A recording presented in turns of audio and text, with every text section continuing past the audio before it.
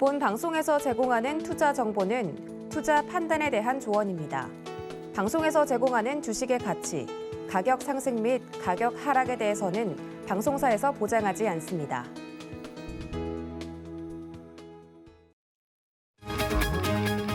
이 시각 헤드라인 뉴스입니다. 미 재무부가 의회 연방정부 부채 한도 조정 조치가 이뤄지지 않을 경우 오는 10월에 정부 디폴트 사태가 빚어질 수 있다고 강력 경고했습니다. 제니 델런 미 재무장관은 민주당과 공화당의 상하원 지도부에 보낸 서한에서 오는 10월에 미국은 역사상 처음으로 상환 의무를 충족할 수 없을 것 같다고 밝혔습니다. 국내 은퇴자의 평균 자산은 2억 원 정도이며 대부분 부동산인 것으로 나타났습니다. 또 퇴직 이후에도 10년 이상 긴 시간 동안 자산을 자녀 등에게 상속이나 증여, 매각하는 대신 보유하고 있는 것으로 드러났습니다. 플랫폼 대장주인 네이버와 카카오가 금융당국과 정부 여당의 규제 논란에 2거래 연속 급락했습니다. 이틀 만에 두 기업의 시가총액은 약 17조 원 가까이 사라졌습니다. 포스코 케미칼이 2차 전지 배터리 핵심 소재인 음극재 원료로 쓰이는 구형 흑연을 안정적으로 확보하기 위해 중국 기업 지분을 인수했습니다.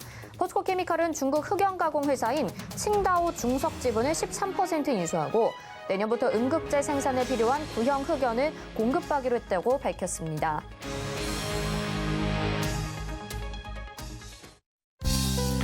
네, 시청자 여러분 안녕하십니까? 오늘자 내일자 출발합니다. 안수정입니다. 9월 9일 목요일 선물옵션 동시 만기일인데요. 오늘 시장 시간이 갈수록 지수의 하락을 보이고 있습니다.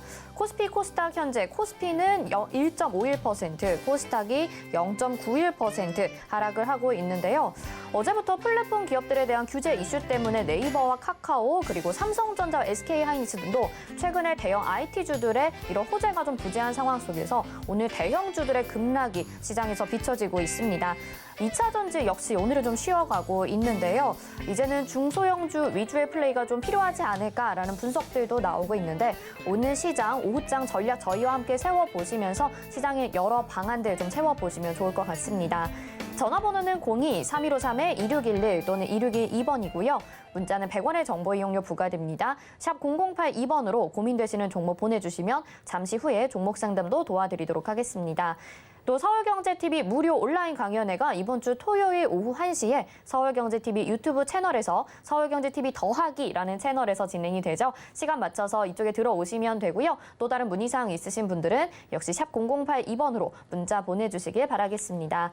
금일본 방송에서 제공해드리는 정보는 투자 판단에 대한 조언입니다. 해당 종목의 가치와 수익률 보장해드리지 않는다는 점 참고하시기 바라겠고요. 저희 서울경제TV와 서울경제신문은 당사의 브랜드입니다. 서울경제증권TV와는 무관하다는 점 말씀드리도록 하겠습니다.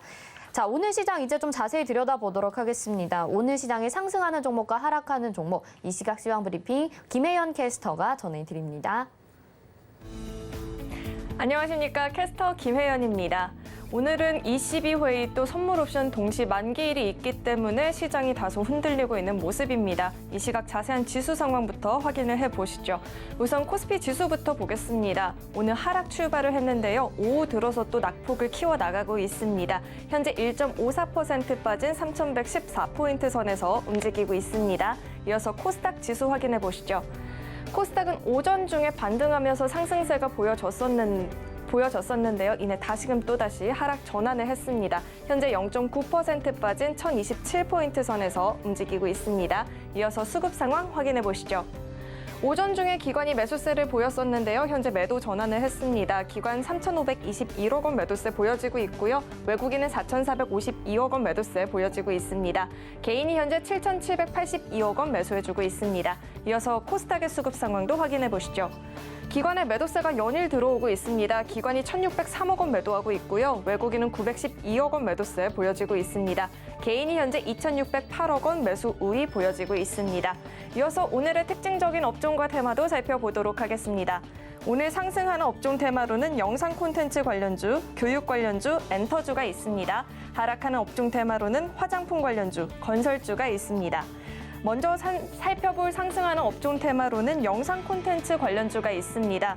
OTT 시장의 돌풍과 영상 콘텐츠 수요 증가로 콘텐츠 업종들 사이에서의 강세 흐름이 보여지고 있습니다. 또 국내 드라마와 영화는 검증된 흥행력을 가지고 있기 때문에 향후의 성장 가능 여력도 충분하다라는 긍정적인 이야기들도 나와주고 있고요.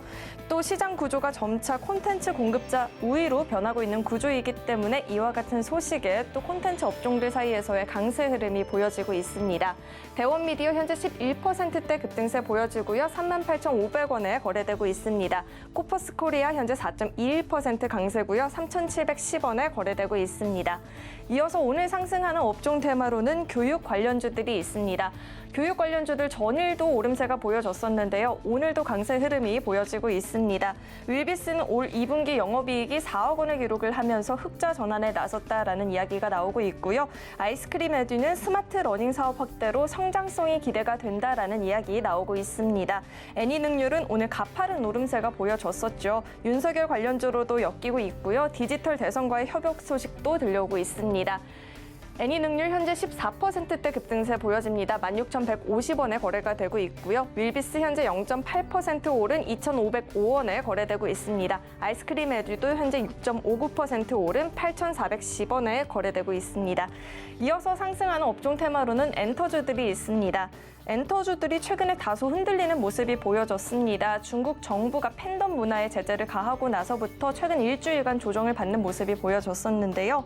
다만 중국 엔터 시장이 통제가 된다는 이유로 국내 엔터사들이 받을 타격이 크지 않을 것이란 분석들이 나오고 있습니다. 사드 이후에 국내 엔터사들이 중국 의존도를 이미 충분히 낮춰놨기 때문에 이번 상반기 대형 엔터 4사만 해도 매출액에서 중국이 차지하는 비율이 2%에 불과했다라고 하는데요.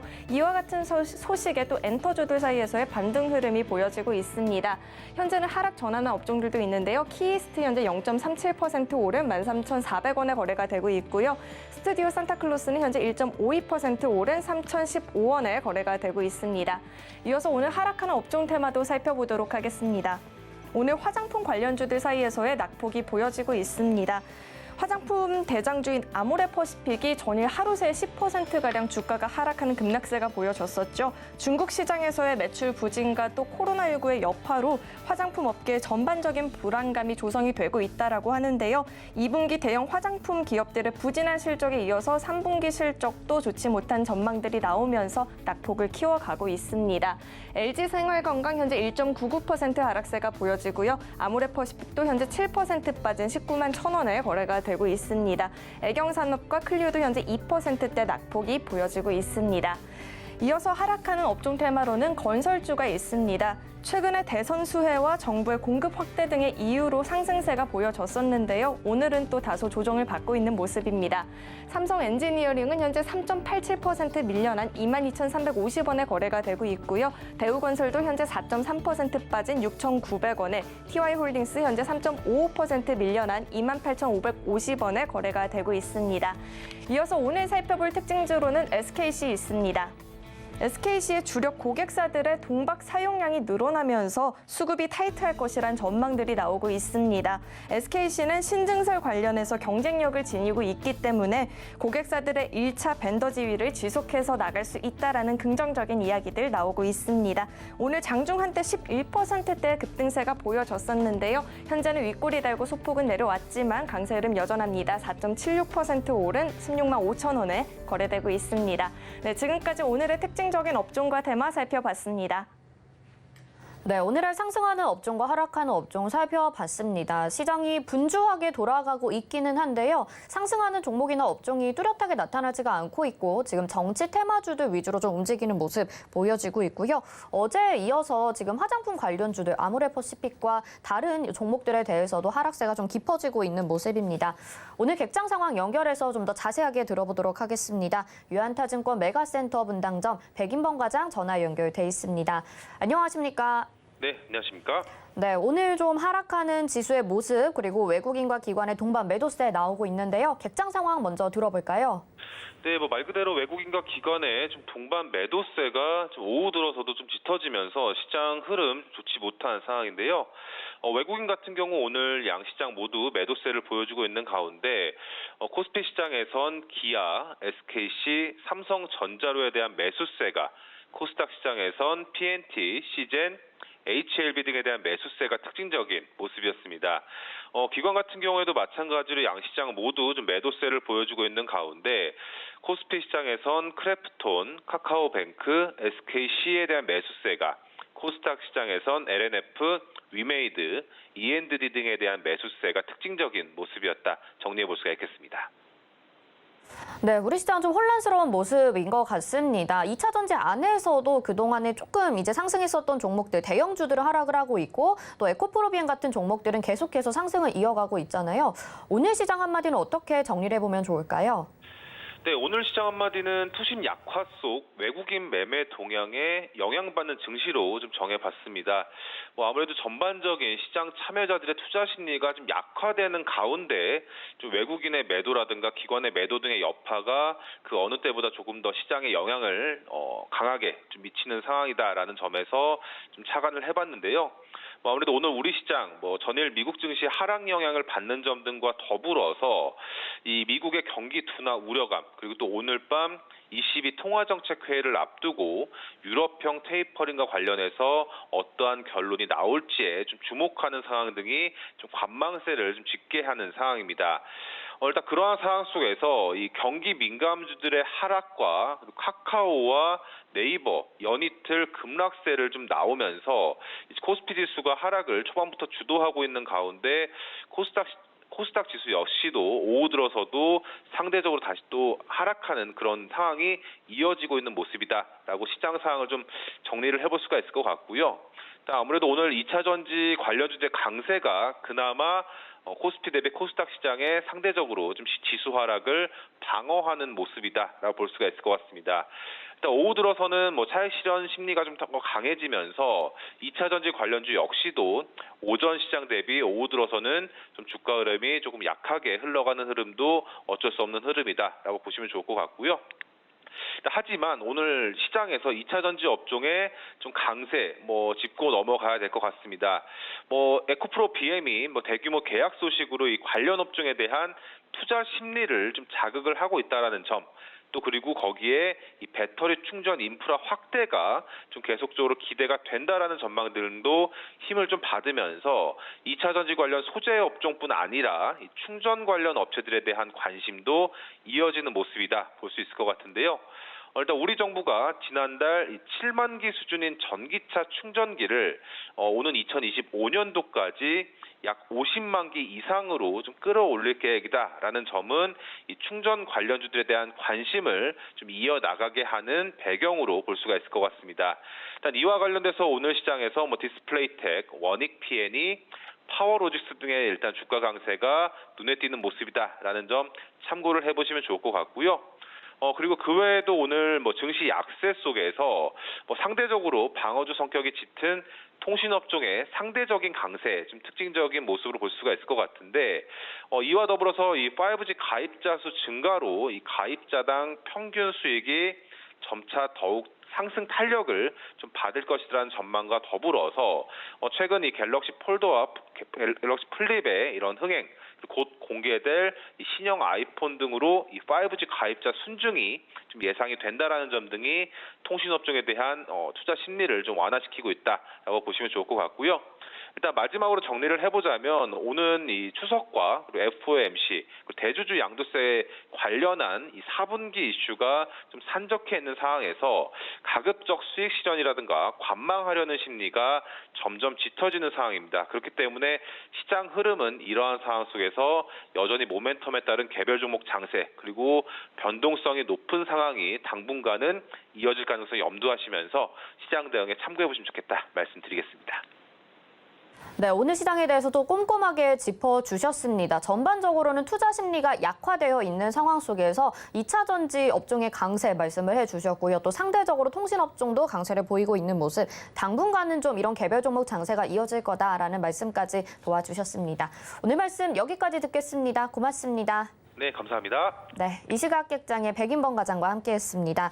이어서는요, 저희 업종 알아보는 시간 가져보도록 하겠습니다. KTB투자증권의 이성훈 과장 전화 연결돼 있습니다. 안녕하십니까? 네, 안녕하십니까? 네, 과장님 지난주에는 통신업종에 대해서 말씀을 해주셨는데 오늘 그나마 통신업종이 상대적인 강세를 보여주셔서 참 좋은 말씀을 해주셨던 것 같습니다.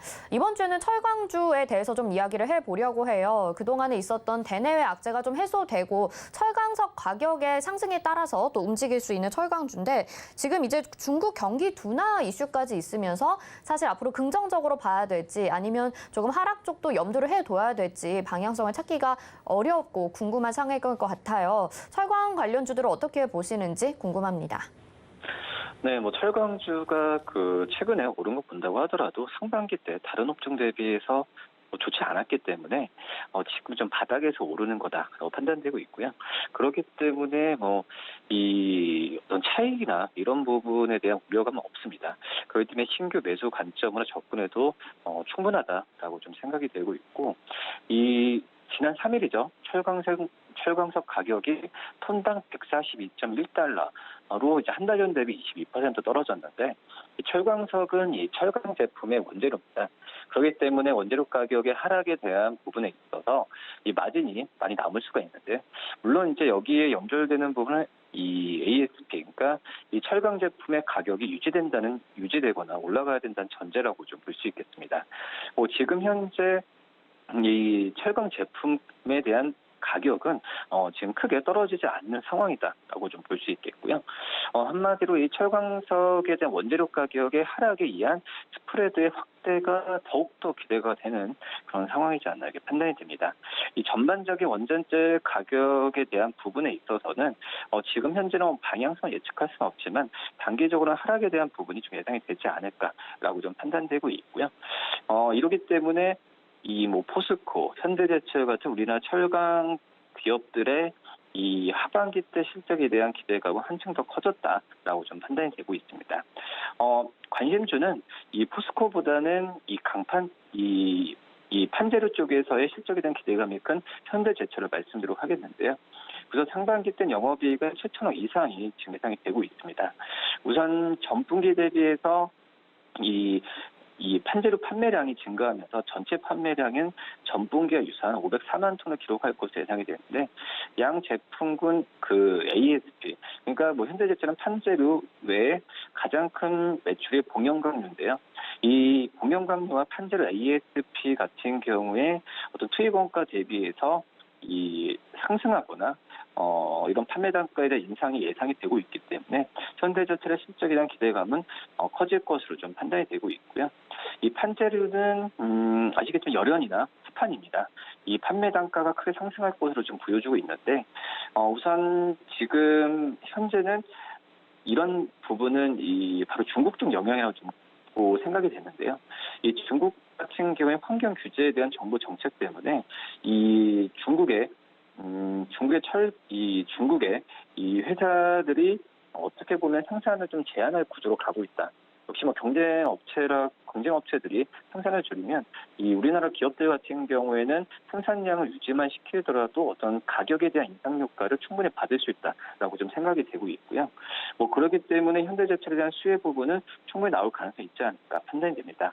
물론 지금 이제 공영강 쪽에서는 이 전방선을 부진하면서 실적은 좀 떨어졌지만 그래도 9월 달에 되면 역사적으로 봤을 때도 이 9월을 기점으로 이 성수기가 돌아온다는 점에서 봤을 때 이 봉연광주와 판재료 쪽의 실적은 같이 증가할 확률이 굉장히 높지 않을까라고 좀 판단이 되고 있고요. 우선 추가적으로 이 차광판 가격이죠.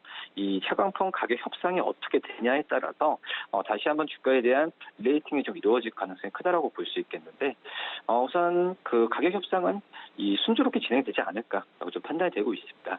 그렇기 때문에 어떤 스프레드에 의한 현대제철의 실적 개선세는 기대도 괜찮지 않을까 이렇게 보입니다. 네, 오늘은 철강주에 대해서 말씀을 해주셨는데요. 관심주로는 현대제철을 꼽아주셨습니다. 자, 오늘 시장에서 또 보실 수 있는 철강주들, 오늘도 철강주들은 상승했다가 지금은 좀 윗골이 달고 내려왔는데요. 현대제철도 관심 있게 보면 좋을 것 같습니다. 오늘 말씀 여기까지 듣겠습니다. 고맙습니다. 네, 감사합니다. 네, 지금까지 오늘장 이슈의 이성훈 과장과 함께했습니다. 이어서 이슈 칼럼으로 이어집니다.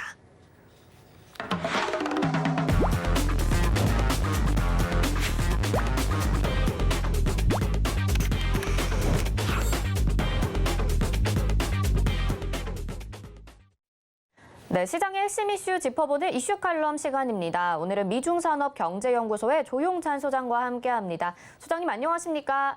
예, 안녕하십니까? 네, 지난주에도 우리 중국의 부동산에 대해서 이야기를 좀 나눠봤는데요. 오늘은 글로벌 시장에서 지금 부동산 값이 워낙 많이 상승을 했기 때문에 전반적으로 글로벌 시장에서 부동산 버블과 그리고 중국 시장에 대해서도 이야기를 좀 나눠보려고 합니다. 지금 주요 각국에서 우리나라도 그렇고요. 금리 인상을 좀 추진을 하고 있는데 금융정책 정상화를 해 나가는 이유가 아무래도 부동산 버블 때문이라는 이유가 가장 클 수도 있을 것 같아요. 그래서 지금 보면 중국은 좀 다른 나라들과는 다른 흐름을 보이고 있는데요. 일단 주요 국가들의 집값이 어느 정도 상승을 했길래 이렇게 금융정책에 변화가 생기고 있는 건지 버블을 우려를 하고 있는 건지 이야기 좀 들어볼까요? 네, 전 세계 집값 추이를 보면요. 2000년 이후부터는 계속적인 상승세를 보여주고 있는데요. 잠시 국제금융 위기 때만 하락했을 뿐입니다. 작년에 전 세계에서 가장 집값이 많이 오른 나라를 보면은 중국인들의 묻지마식 해외 투자가 집중됐던 뉴질랜드가 대표적인데요. 무려 14.5%나 올랐습니다. 그 다음은 미국이 11%, 영국이 6.6% 정도 올랐고요. 우리나라 같은 경우에는 작년에 5.4% 집값이 올랐습니다. OECD 국가의 그 평균 상승률이죠. 8.1%를 밑돌았는데요. 하지만 서울이라든지 수도권 그리고 주요 도시의 집값만 놓고 본다면 선진국보다 더 높은 상황입니다. 전 세계가 2000년 이후에 집값이 지금 계속 상승하는 것은 크게 두 가지 이유인데요. 아무래도 코로나 극복 과정에서 풀린 엄청난 그 유동성이 집값 상승에 따른 기대 수익률이 높아지면서 투기 수요를 자극한 것으로 보여지고요. 둘째는 재택근무라든지 텔레워크가 장기화되면서 교외주택 쪽으로 수요가 몰렸던 것이 집값 상승을 지금 부추기고 있는 그런 모습입니다. 네, 지금 워낙 상승세가 가파르다 보니까 버블 붕괴 우려가 나오고 있는 것 같습니다. 그러면 이런 상황 속에서 세계 각국들은 어떤 노력들을 하고 있는지도 설명을 해주시죠. 네, 아무래도 전 세계 국가들 같은 경우에는 조만간 금융정책을 바꿔야 되는 상황이기 때문에 경고를 지금 상당히 강화시키고 있는 추세는 뚜렷합니다. 유럽 중앙은행 같은 경우에는 유럽 통계국에다가 집값 변동을 소비자 물가에 추가해 줄 것을 요청했는데요. 이제 임대료 변화라든지 주택 대출과 관련된 통화의 정책에 이 내용을 반영시키겠다는 얘기입니다. 미국 같은 경우에도 6월과 7월 달에 FOMC에서 주택 담보 대출과 관련해서 매입을 축소하는 것을 두 차례 검토를 했는데요. 주택 거품에 대한 우려가 있었기 때문에 그렇습니다. 이뿐만 아니라 전 세계에서 가장 많은 집값이 올랐던 뉴질랜드 같은 경우에는 7월 14일부터 금융 정상화를 좀 앞당기기로 결정했고요. 잉글랜드 은행, 뉴질랜드 그리고 우리나라, 호주 같은 경우에도 집값 거품이 심하기 때문에 통화 정책도 강화시키는 쪽으로 방향을 180도 선회시켰습니다. 네, 그런데 지금 표에서 보이다시피 중국은 2015년부터 상승세가 다른 국가들에 비해서도 더 뚜렷하게 나타난 것 같아요. 중국의 이런 부동산 가격의 상승 어떤 이유 때문이라고 볼 수 있을까요? 네, 중국 같은 경우에는 부동산 정책이 2016년도 하반기부터 바뀌기 시작했는데요. 이 때문에 전후로 이제 나른게 됩니다. 아무래도 2016년도 하반기에 주요 결정이 있었는데요. 주택은 거주하는 것이지 투기하는 것이 아니라는 방침이 세워졌고 이에 따라서 지방정부가 책임을 지고 부동산 과열을 막는 인성정책을 도입을 했습니다. 이로 인해서 급격한 집값 상승은 억누르게 됐는데요. 하지만 완만하지만 계속 상승하는 부동산 불패 신화가 중국인 뇌리에 그대로 심어주는 이런 역효과를 갖고 왔습니다. 이 때문에 2019년도에 주택 가격은 2015년 대비해서 무려 41%나 상승했고요. 중국의 일선 도시들 같은 경우는 주택 가격이 강하게 통제함으로 인해서 올라가지는 못하고 있지만 대신 66개 도시로 구성되고 있는 2성급, 3성급 도시들 같은 경우는 주택 가격이 지금 상승세가 멈추지 않고 있는 상황입니다. 어떻게 보면 그동안의 부동산 정책이 약간은 이런 부동산 버블을 초래했다라고 말씀을 해주신 것 같고요. 그렇다면 지금 이 중국에서 과잉 채무 문제가 되고 있습니다. 계속해서 지금 세계 금융시장의 뇌관이 될 것이다 이런 내용들이 나오고 있는데요. 이에 대해서는 어떻게 보고 계신가요? 네, 이전까지만 하더라도 중국의 그 인구 구조 확산 문제를 들어서 세계 각국에서 중국에 대한 부동산 버블 이야기를 많이 했는데요. 현재 중국 같은 경우에는 출산율이 0.8 정도밖에 안 됩니다. 저출산 사회로 진입을 했고요. 또한 도시화에 따른 그 만원 현상이 지금 뚜렷해지고 있습니다. 이 때문에 2030년에 가면요, 가임기 여성이죠. 20살서부터 35세 그 여성 인구는 지금보다도 31%나 감소하게 된다고 합니다. 이제 더 큰 문제는 중국의 GDP 대비해서 민간 채무 비율 같은 경우에는 224%나 높아졌는데요. 일본이 버블 붕괴 직후인 1993년 말을 비교해 보면 217%였던 점을 비교해 보면 그것보다 더 심각한 상황이라는 거죠. 더 큰 문제는 미국의 민간 채무가 증가하는 속도에 비해서 중국은 2.6배나 빠른 속도로 진행이 된다는 겁니다.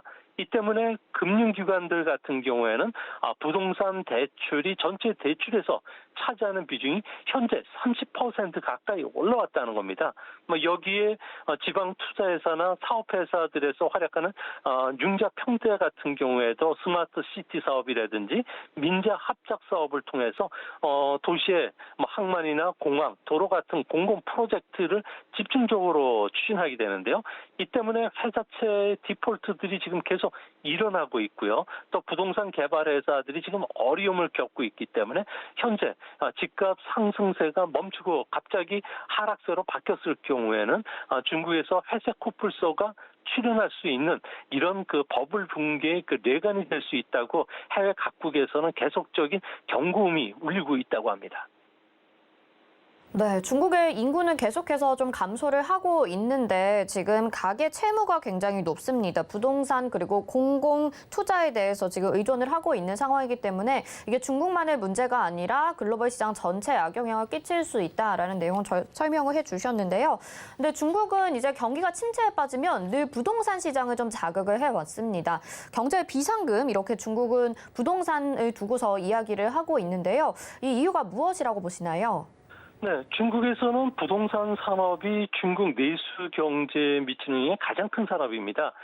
영만 산업만 50여 개에 달하고요. 또 일용직 근로자의 20%, GDP의 많게는 30% 정도를 차지합니다. 이 때문에 경기가 하락하면은 규제를 풀면은 바로 부동산 경기와 관련해서 경기 회복을 이끌게 되고요. 반대로 경기가 과열이 됐다고 판단하면 부동산 규제를 강화시키면은 경기가 바로 꺾이게 된다는 겁니다. 이 때문에 중국 같은 경우에는 경기 조정 밸브 역할을 부동산에 해왔고요. 또한 정부의 세수 조달의 주요 창구 역할을 해왔습니다.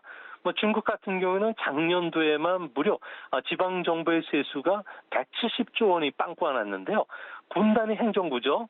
현이라고 하는 그 행정 단위에서는 3천 곳 정도가 되는데 여기에 20%는 현재 부동산 시장이 이렇게 좋은데도 불구하고 공무원 급여를 지급하지 못할 정도로 재정난에 시달리고 있다고 합니다.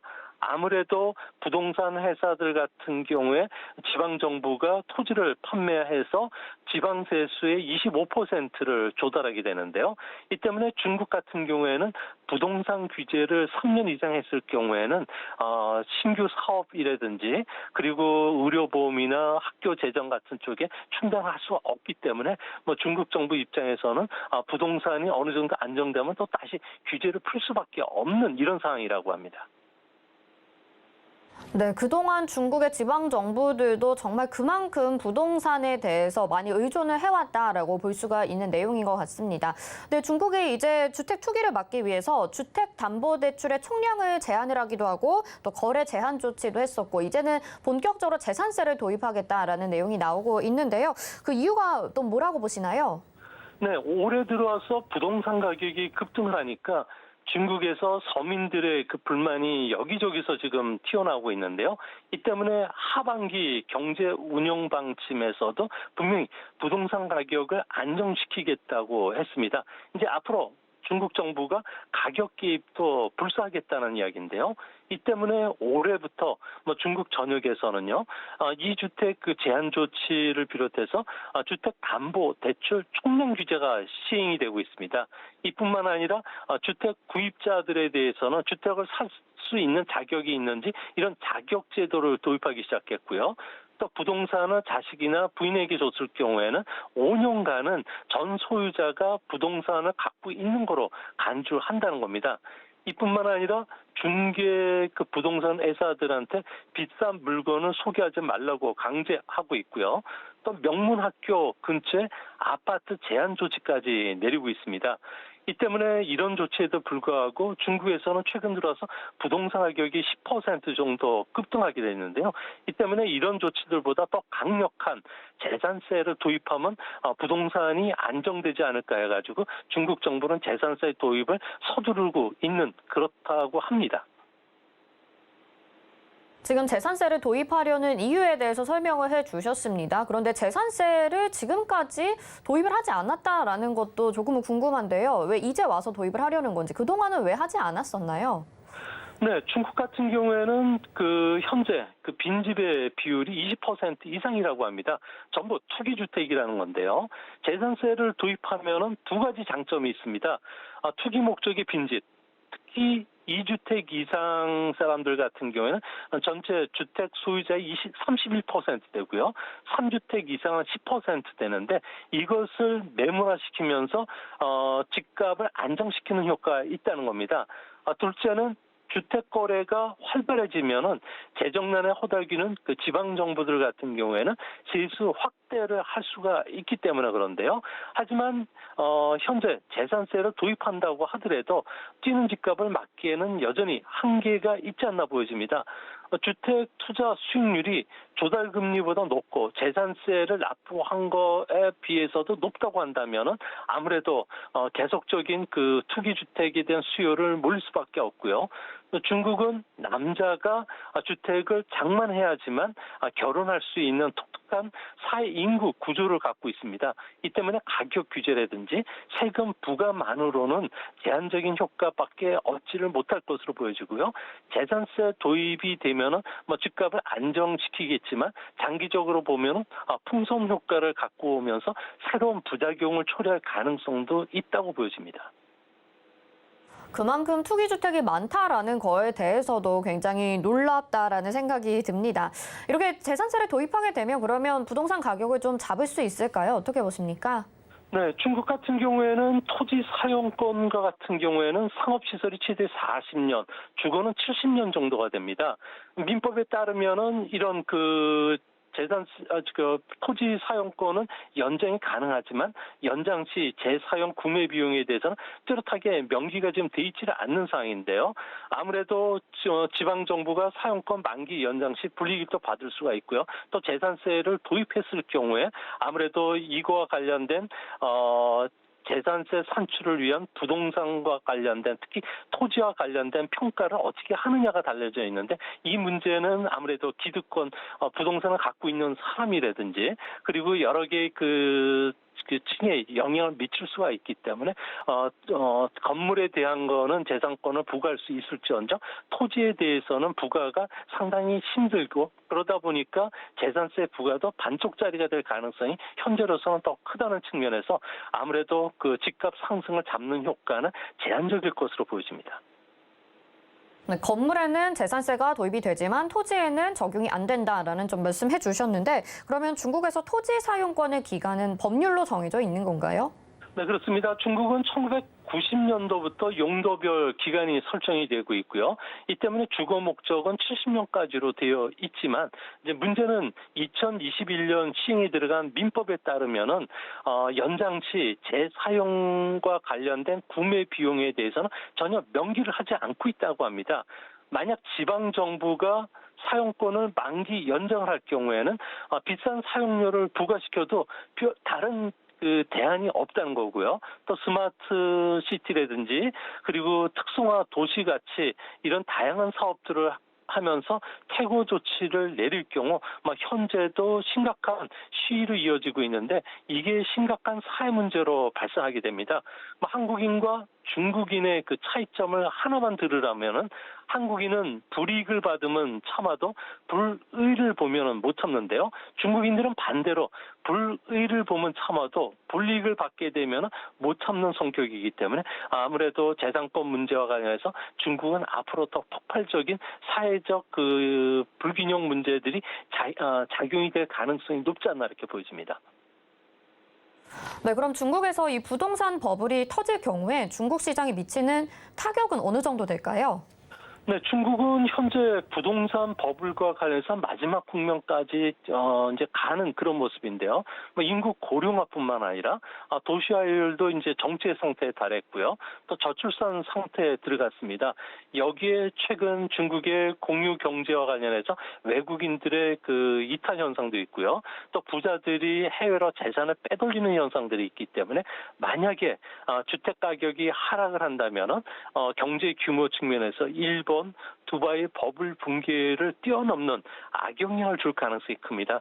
당장은 철강이나 시멘트, 목재와 같은 원부 자재에 영향을 끼치겠지만 좀 더 길게 본다면은 자동차라든지 TV와 관련된 내구재 산업까지도 앗아갈 가능성이 큰데요. 이렇게 되면은 부동산 가격이 그냥 자연적으로 10% 하락은 일어날 수 있고요. 이렇게 되면 소비는 현재 6% 정도인데 시차를 두고서 3%포인트 정도 떨어지니까 중국은 중증 함정에 빠질 수 있고요. 생산, 투자도 모두 시차를 두고서 줄어들기 때문에 중국 정부가 부동산 버블을 알면서도 부동산과 관련된 강경책을 구사하지 못하고 세밀하게 연착륙과 관련된 정책을 펼칠 수밖에 없는 입장도 이 때문이라고 합니다. 네, 이렇게 중국의 부동산 시장에 대해서 알아봤고 중국 증시에 대해서도 좀 질문을 드리면 지금 기업들에 대한 규제로 중국 시장 굉장히 안 좋은 예상이 되고 있는데 사실 주가는 계속해서 우상향 그래프로 상승을 이어가고 있습니다. 어떤 이유로 이렇게 상승하고 있는 건지도 말씀해 주시죠. 네, 중국과 관련해서 공동 부유와 관련된 이야기들이 나오고 있지만 중국인들 자체는 현재 이를 선진국의 복지 정책에 가까운 사회 보장 제도를 내실화시키는 쪽으로 그대로 인식을 하고 있다는 겁니다. 중국 정부가 이야기하는 내용을 그대로 받아들이고 있는데요. 이 때문에 공동 부유는 파이를 키우기 위한 목적이고 또 질 높은 경제 발전을 전제로 하기 때문에 주시장에는 별 영향이 없을 것이라고 내부적으로 이렇게 생각을 하고 있다고 합니다. 대표적으로 6월달 공동 부유 시형구로 지정된 저장성 같은 경우에는 현재 1인당 가처분 소득이 930만 원 정도가 되는데요. 이제 앞으로 2025년까지 1,330만 원까지 끌어올리겠다는 목표가 제시가 되고 있습니다. 대략 연평균 5%의 실질 GDP 성장을 하겠다는 내용인데요. 이 때문에 현재 중국 같은 경우에는 공동본로 슬로건이 빈곤의 사회주의가 아니라 경제 발전도 하면서 격차 확대도 축소시켜주고 대기업 주도가 아니라 중국 현실에 맞춰서 강소기업을 키우는 것이라고 보고 있습니다. 이 때문에 지난 5일 날이었죠. 천안문 광장에서 국기 개양식에 블랙스완이 출연했는데도 불구하고 중국인들이 그렇게 긴장하지 않는 그런 모습입니다. 아무래도 중국 정부가 8월 17일 날 중앙재경위원회에서 중대금융 리스크 방지를 위해서 정책을 펼치고 있고 이 때문에 주식시장에서도 큰 혼란이 없이 앞으로도 안정적인 성장이 가능하다고 보고 있습니다. 이 때문에 중국 증시와 관련해서는 연기금이라든지 그리고 증권회사 순매수 원칙이 지금 지켜지고 있다는 측면에서 중국 증시도 당분간 조금 더 상승할 수 있지 않나 이렇게 보여집니다. 네, 오히려 중국 시장 안에서는 공동 부유를 호재로 생각하고 있기 때문에 중국 시장 아직은 상승 추세 이어가고 있다라는 말씀해 주셨습니다. 오늘 말씀 여기까지 듣겠습니다. 고맙습니다. 예, 감사합니다. 네, 지금까지 미중산업경제연구소의 조용찬 소장과 함께했습니다. 이어서 미스터 복구왕으로 이어집니다.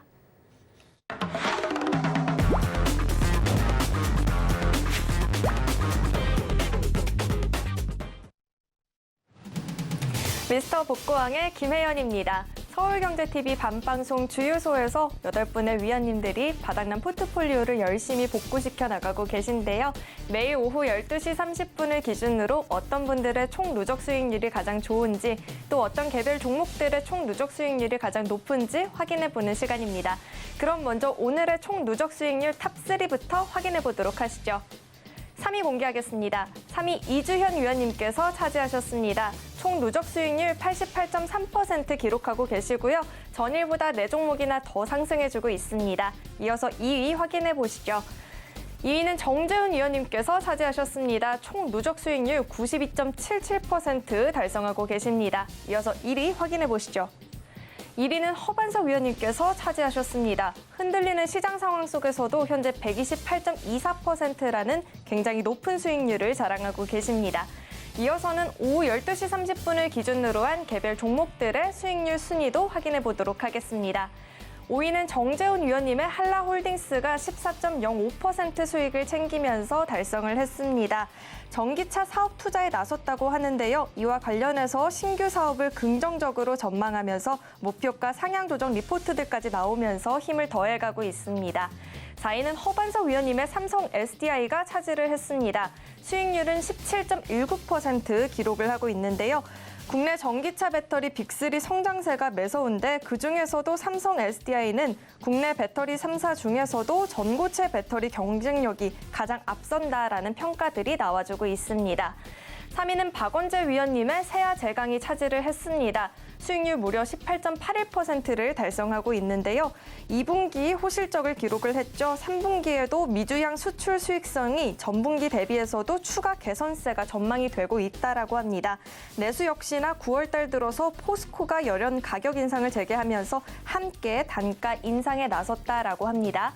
2위는 이주연 위원님의 디스플레이텍이 차지를 했습니다. 수익률은 19.22%를 기록을 하고 있는데요. 최근 전기차 충전 인프라 관련주들에 대한 관심이 높습니다. 디스플레이텍은 한국 전기차 충전 서비스 지분 보유 사실이 부각이 되면서 또 시세를 분출을 하고 있습니다. 1위는 박원재 위원님의 신흥 SEC가 수익률 42.42%를 챙기면서 달성을 했습니다. 2차 전지 관련 부품 업체죠. 2, 4분기 역대 최고의 실적을 기록을 했습니다. 그리고 최근에는 1,000억 원 투자 유치에 성공했다라는 이야기도 들려왔습니다. 네, 그럼 개별 종목 수익률 순위 1위를 달성하신 박원재 위원님의 주유소 포트폴리오 현황 살펴보도록 하겠습니다. 솔루스 첨단 소재가 26.8% 수익을 챙기면서 목표가 달성을 했습니다. 4월 13일에 편입된 종목 현대제철은 8.71% 수익을 챙기고 있고요. 4월 20일에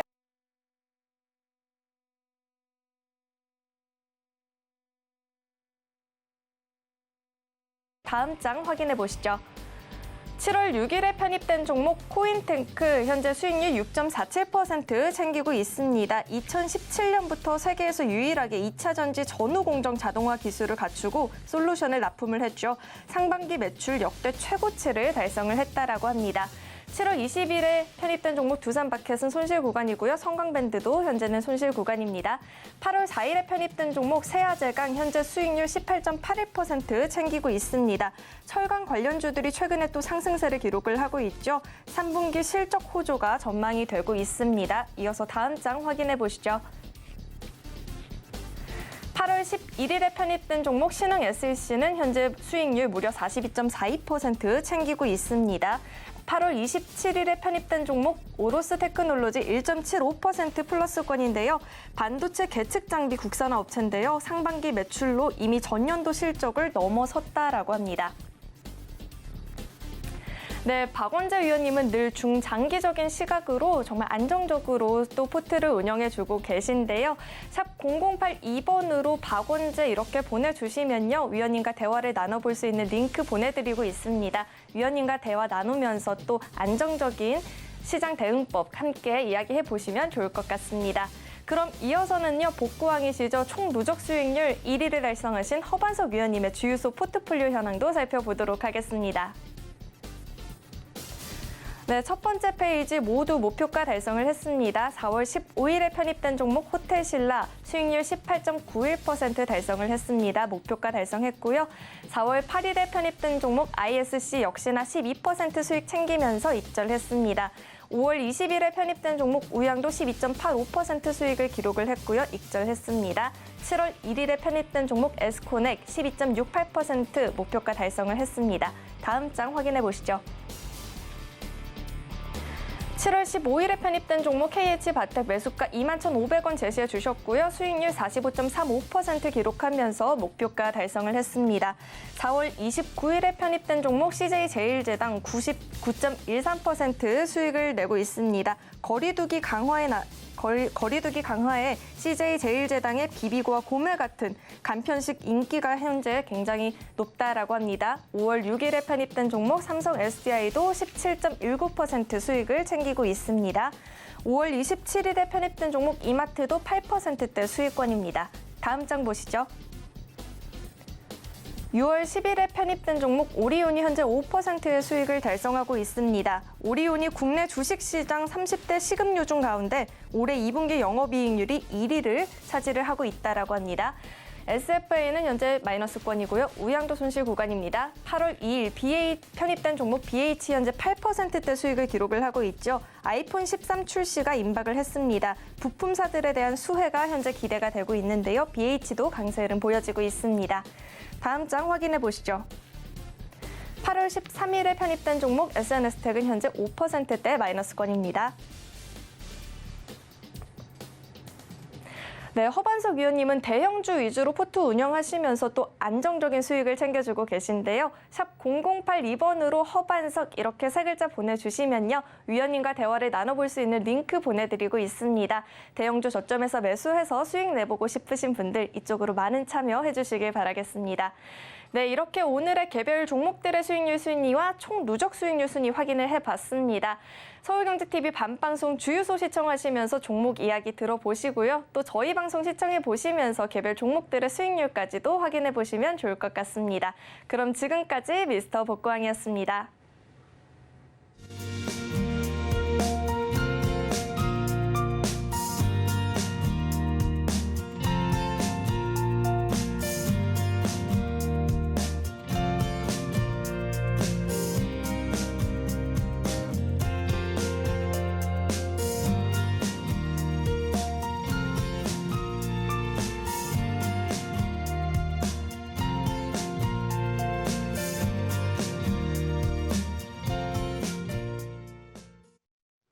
네, 미스터 복구왕까지 살펴보셨습니다. 시장이 그래도 어느 정도 저점을 찍고 지금은 반등하는 흐름이 나와주고 있습니다.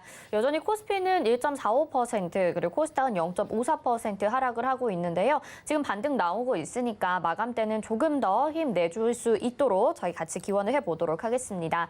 또 종목 고민 있으신 분들은 저희에게 전화나 문자 보내주시면 되는 거 알고 계시죠? 전화번호는 02-3153-2611 또는 2612번이고요. 문자는 100원의 정보 이용료 부과됩니다. 샵 0082번으로 종목명 매수가 비중 보내주시면 잠시 후 마감 임박 60분을 승부해서 여러분의 종목 고민 도와드리도록 하겠습니다. 자, 저희 그리고 서울경제TV 무료 온라인 강연회가 이번 주 토요일에도 준비가 되어 있습니다. 이주연 전문위원님, 최재원 전문위원님이 이번 주 또 준비해주고 계시는데요. 서울경제TV 더하기 유튜브 채널에서 진행이 되니까요. 날짜와 시간 맞춰서 접속하셔도 되고요. 또 아니면 샵 0082번으로 문의 남겨주시면 저희가 답변 도와드리도록 하겠습니다. 금일본 방송에서 제공해드리는 정보는 투자 판단에 대한 조언입니다. 해당 종목의 가치와 수익률 보장해드리지 않는다는 점 참고하시기 바라겠고요. 저희 서울경제TV와 서울경제신문은 당사의 브랜드입니다. 서울경제증권TV와는 무관하며 기타 유사업체에 유의하시기 바라겠습니다. 잠시 후 마감 임박 60분의 승부로 다시 돌아오겠습니다. 시청해주신 여러분 고맙습니다.